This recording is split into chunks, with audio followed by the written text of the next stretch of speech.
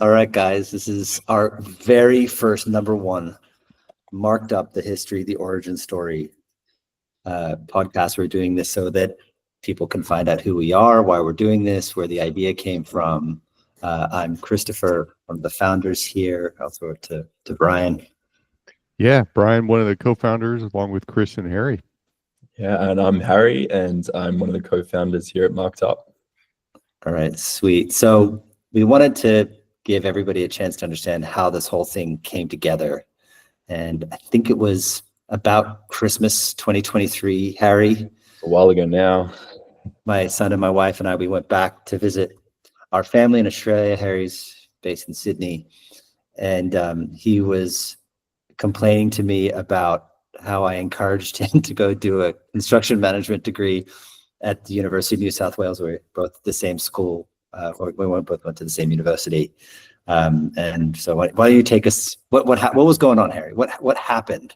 Okay, let me talk you through my my experience as an introductory into the AEC industry.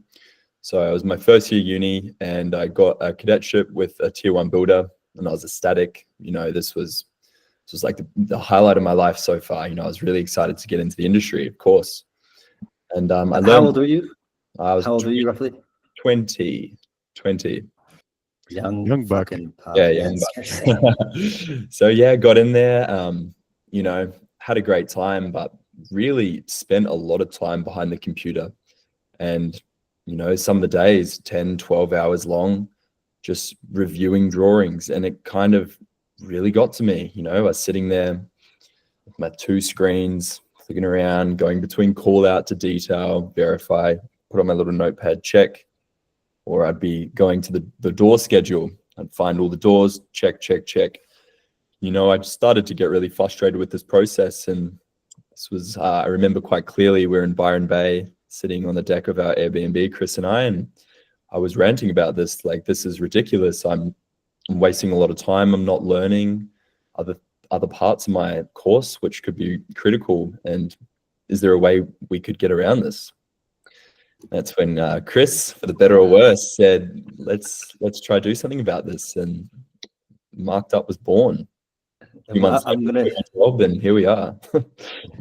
So I'm going to throw it back to Brian and I. So Brian's been in the industry longer than I have, but he's somehow younger than me. No. But I think that you and I were running through the same process at least me in 2010, and probably you beforehand. We were still kind of relegated to the same tools: Excel, pen and paper, and Bluebeam or Acrobat.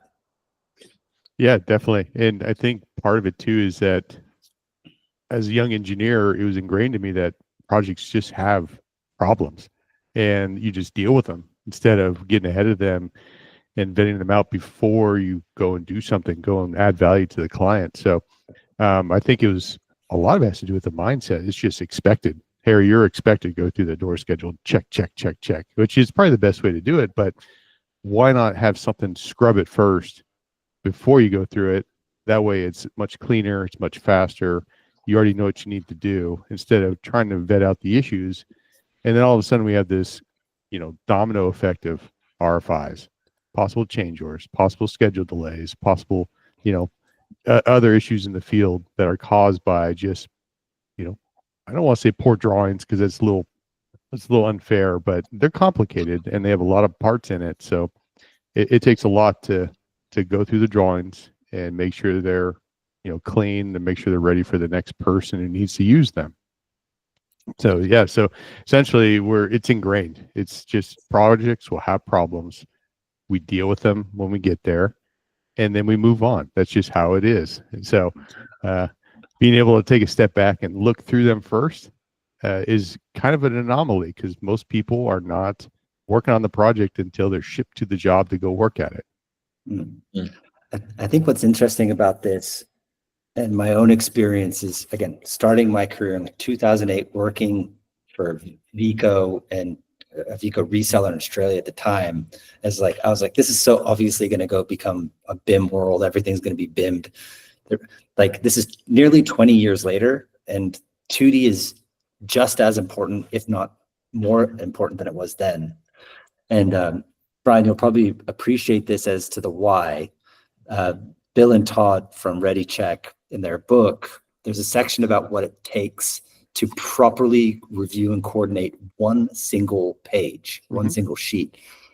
And I could get the number a little bit wrong, but I think that they say it's between 35 and 45 minutes per sheet.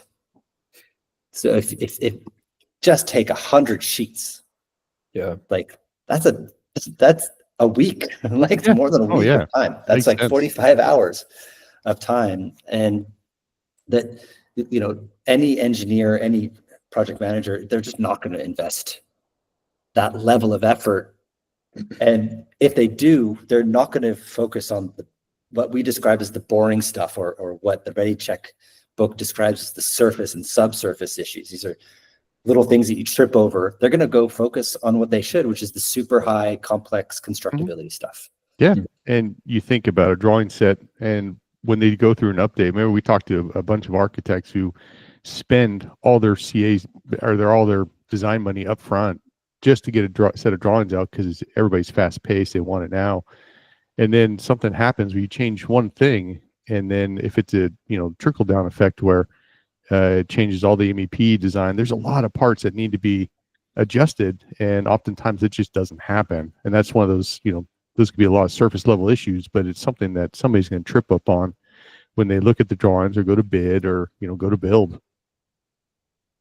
Hey, I'm gonna throw this out because this is kind of central to our thesis on why automating this process, what we describe as Grammarly, but I don't want to talk too much about the MarkedUp part. But FMI, which is a research organization, and Autodesk, probably one of the most important innovators in AEC technology ever, released a report, just in the United States, poorly coordinated drawings are costing $65 billion a year in rework. That's kind of the outcome, kind of hot takes. What do you think, Harry? Well, I just think that's a pretty absurd number that they're throwing that much away a year. The fact that we could automate some of that process, and even if we caught 0.5% of that, that's a huge number. And that's a lot of headaches solved for a lot of project managers out there. So I just think it's crazy. And of course, there's still going to be money lost on these jobs. That's how the industry rolls. But there's so much preventable. It's just quite uncanny that nothing gets done about it. And then we complain about project overrun, cost overrun. So I'm glad that, we're building something to do something about that.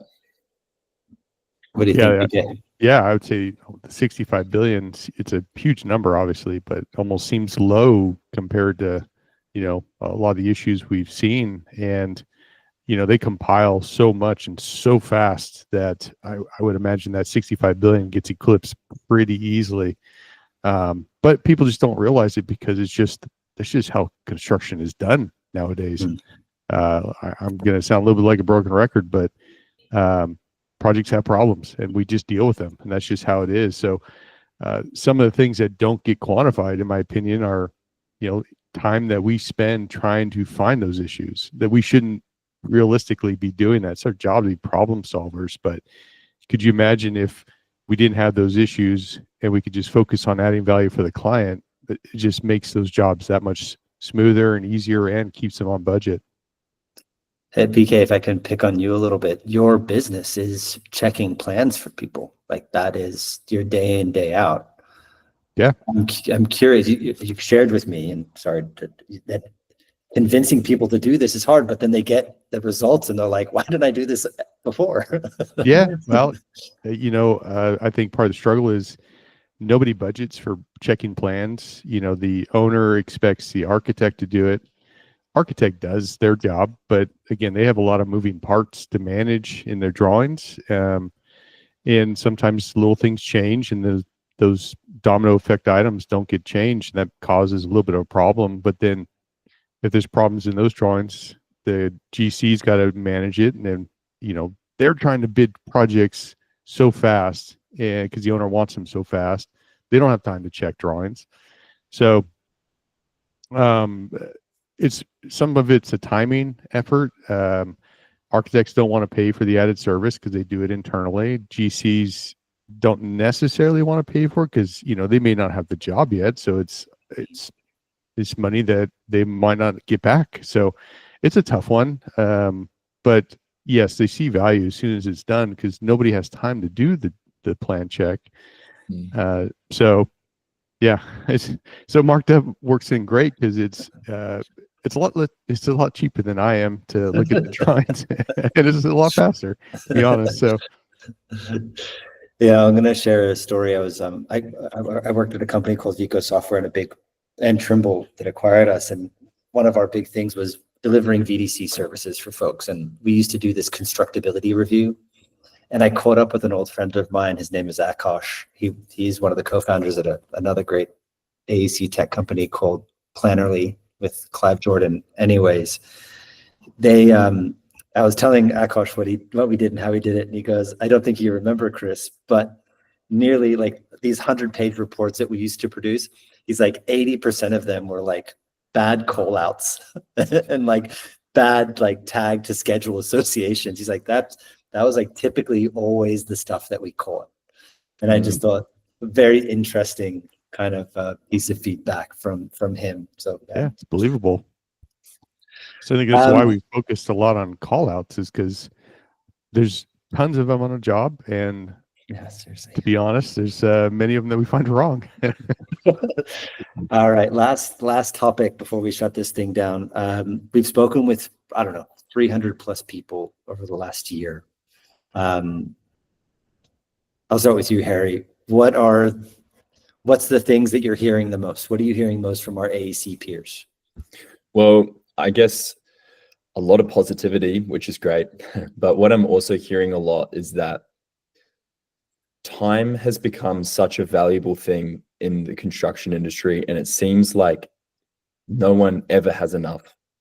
And for us to be able to give time back to contractors, to architects, to our AEC peers to do what they do best, and to, focus on the big problems, that makes me quite proud of what we do, to be able to, actually have a product that can do, take away those small jobs. So, yeah. I mean, I'm really, really happy to hear that, giving time back is so valuable, and that's what we're going to do best. Love it. What about you, BK? Yeah, I like it. At same time is so incredibly valuable. Think about from design time, if we can help designers kind of shake out some issues before they hand them off to even their MEP teams or the GC, and then if we can help the GC find a few issues before they go to bid, that's potentially, it saves the cost of what it costs to run it through MarkedUp easily. And then we compound that with the time that they save on a job by not having to deal with those issues out there. It's it's kind of a no-brainer. So yes, that's time is a great point, Harry. I agree with you big time. How about you, Chris? I think our mission, just to be clear, we want to give back millions of hours of time and prevent billions of dollars worth of rework. That's the big mission, right? So, create something audacious. Even if we give back hundreds of thousands of hours and hundreds of millions of dollars, I still think that we've nailed it. Yeah. But, I think that kind of what's interesting is that whether you're an architect, an engineer, or a contractor, everybody is reviewing drawings. This is not like sometimes they use a 3D model, sometimes they do quantity takeoff thing, like everybody. And it's obvious, like Bluebeam has 3 million users. It's like a lot of people. Acrobat probably in construction probably has to have triple that. So I think that this kind of gets back to the thing that in order for us to hit this goal, we got to hit or meet people where they're at today. And to me, that's in their 2Ds. And that's in the 2D drawings. And so it's, again, it's just doing our best to support that mission. So, all right. This has been an awesome, I don't know, about 15 or 16 minutes, maybe a bit longer. So good. Brian, Harry, thanks, guys. Go to very much. Thank you. AI, and we'll be back in a week or so with another set of questions that we're going to talk about. Maybe we'll pick on Harry a little bit more, find out a little bit more about how he got into the industry and his life story. Who knows? Perfect. Can't wait. on. Thanks, Okay. guys. Take it Thanks. easy. See you later.